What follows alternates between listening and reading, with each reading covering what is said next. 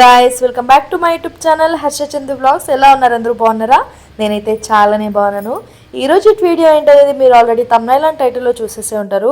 మన బ్రేక్ఫాస్ట్కి మనం నార్మల్గా దోశ ఇడ్లీ చేసుకుంటూనే ఉంటాం కదా, సో దాని గురించి ఈరోజు ఒక స్పెషల్ వీడియో అనమాట. నార్మల్గా మనం దోశ కానీ ఇడ్లీకి కానీ బియ్యము అలాగే ఉద్దిపప్పు అటుకులు వేసి చేసుకుంటూ ఉంటాము. సో అలా కాకుండా ఈరోజు కొంచెం స్పెషల్గా అలాగే హెల్తీగా ఎలా చేసుకోవాలో చూపిస్తాను. ముందుగా ఒక నార్మల్ మీడియం గ్లాస్లో 3 గ్లాసెస్ అయితే బియ్యం తీసుకున్నా. అదే గ్లాస్లో 3/4 గ్లాసు ఉద్దిపప్పు, హాఫ్ గ్లాస్ కందిపప్పు, హాఫ్ గ్లాస్ పెసుళ్ళు, అలాగే హాఫ్ గ్లాస్ శనగపప్పు అయితే తీసుకుంటున్నాయి ఇక్కడ. దీంతో పాటు ఒక స్పూను మెంతులు అయితే తీసుకోవాలి.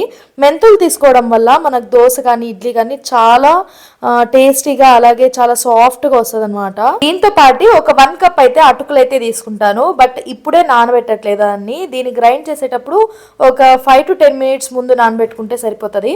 సో వీటన్నిటి కూడా 3-4 టైమ్స్ బాగా వాష్ చేసుకోవాలన్నమాట. ఈ వాటర్ అంతా కూడా ట్రాన్స్పరెంట్గా అయ్యేంత వరకు కూడా 3-4 టైమ్స్ బాగా ఇట్లా కడుక్కుంటూ వాష్ చేసుకోవాలి. దోశ ఇడ్లీ మార్నింగ్ తినడం వల్ల అసిడిటీ వస్తుంది అనే వాళ్ళకి, కొంచెం ప్రోటీన్గా హెల్తీగా తినాలి అనుకునే వాళ్ళకి ఇది ఒక బెస్ట్ చాయిస్ అనే చెప్పొచ్చు. దీన్ని ఇలా మంచిగా కడుక్కున్న తర్వాత ఒక 8 to 10 అవర్స్ పాటు దీన్ని బాగా నానబెట్టాలన్నమాట. ఎందుకంటే కొంచెం పప్పులన్నీ వేసాం కదా, అవన్నీ కూడా బాగా నానాలి. ఓవర్ నైట్ నానబెట్టేస్తే సరిపోతుంది. మీకు నెక్స్ట్ డే మార్నింగ్కి బ్రేక్ఫాస్ట్కి దోశ చేసుకునేట్లయితే ఈరోజు మార్నింగ్ నానబెట్టేసి నైట్కి గ్రైండ్ చేసినారంటే కరెక్ట్గా సరిపోతుంది. ఇంకా గ్రైండ్ చేసేటప్పుడు నేను వీడియో అయితే తీయలేదు. 1 డే ఫుల్ నానబెట్టేసి ఇంకా నైట్ అయితే నేను గ్రైండ్ చేసుకున్నాను. కొంచెం అటుకులు అయితే వేసుకొని నేను ఇంట్లోనే గ్రైండ్ చేసుకుంటాను అనమాట. ఎందుకంటే కొంచెం తక్కువ క్వాంటిటీలో చేసుకుంటాను కాబట్టి మిక్సీలోనే సరిపోతుంది. మీరు కూడా ఇంట్లోనే చేసుకోవచ్చు. మిక్సీలో అయినా కూడా కొంచెం దోశకైతే కొంచెం మెత్తగా గ్రైండ్ చేసుకుంటే సరిపోతుంది. నైట్ గ్రైండ్ చేసిన వెంటనే నాకు బ్రేక్ఫాస్ట్కి ఎంత కావాలో అంత బ్యాటర్ అయితే తీసి పక్కన పెట్టుకొని మిగతాది ఫ్రిడ్జ్లో అయితే స్టోర్ చేసుకుంటాను. ఎందుకంటే మొత్తం అంతా పులిసిపోతే నెక్స్ట్ డేకి దోశ బాగుండదు అనమాట. అందుకనే ఫస్ట్లోనే తీసి పక్కన పెట్టేస్తాను.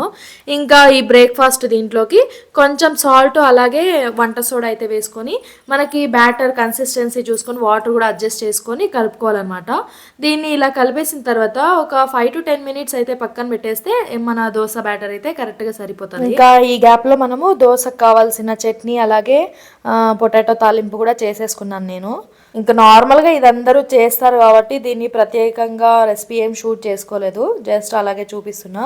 ఇప్పుడు మనము దోశ అయితే వేద్దాము, ఎలా వస్తుందో చూపిస్తాను మీకు. సో దోశ వేసే ప్యాన్ అనేది బాగా హీట్ అయి ఉండాలి, అప్పుడే దోశ అనేది పర్ఫెక్ట్గా వస్తుంది మనకి. ఇంకా ఫస్ట్ దోశ అయితే వేసేస్తున్నా నేను.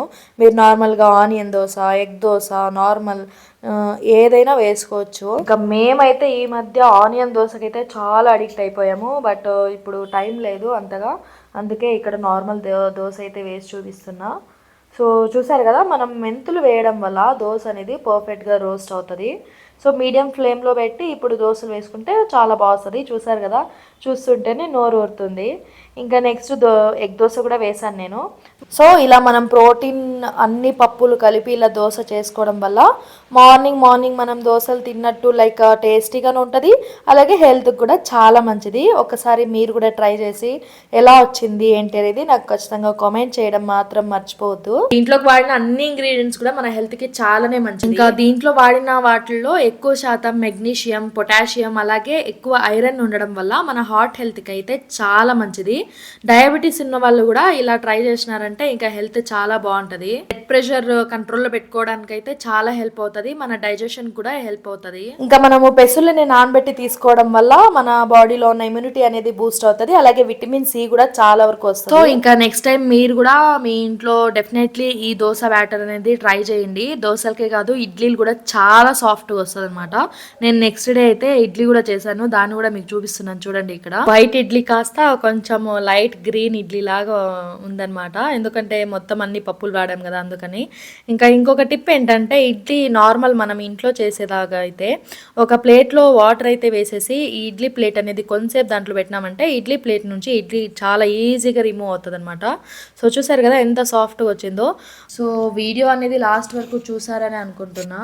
వీడియో లాస్ట్ వరకు చూసి మీకు నచ్చినట్లయితే వీడియోని లైక్ చేసి షేర్ చేసి కామెంట్ చేయండి ఎలా ఉంది ఏంటనేది. అలాగే తప్పకుండా మన ఛానల్ని అయితే సబ్స్క్రైబ్ చేసుకోవడం మాత్రం మర్చిపోదు. Thank you for watching. Bye.